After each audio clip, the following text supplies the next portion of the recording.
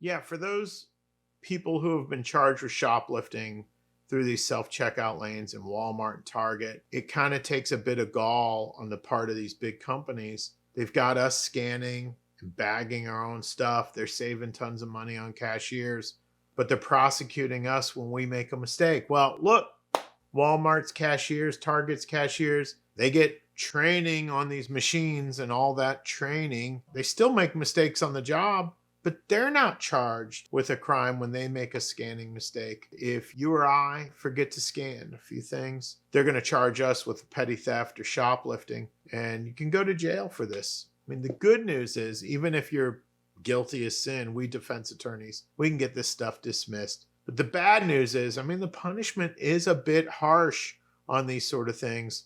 And you face jail time. I doubt you're going to jail on this, so I would not worry about that. Do not lose any sleep.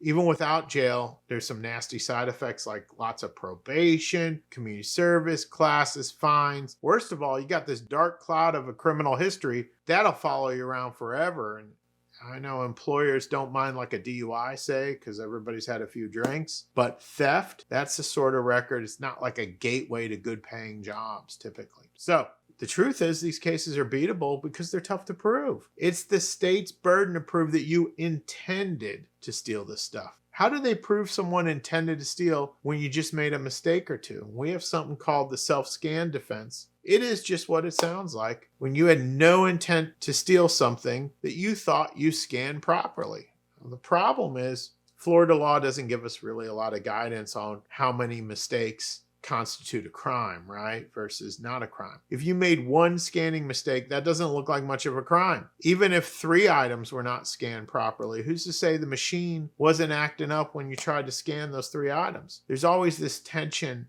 in a petty theft case, right? Between where's the line for a crime and human error and even machine error. In general, the more items you've legitimately bought, the less likely it is you've committed crime. If you walk into Walmart and you bought over 250 things, but you didn't scan 3 items, that's probably not a crime. But if you bought 7 items and you forgot to scan 3, you probably got a petty theft right there. Anyway, I mean, the great news is that we defense attorneys, we've got so many options on charges like this to get them dismissed. So I don't want you to get too down on yourself for making a mistake, whatever sort of mistake it turns out to be. I mean, stuff happens, but we can fix it, so it's not a problem. We can even erase the criminal history when all's said and done.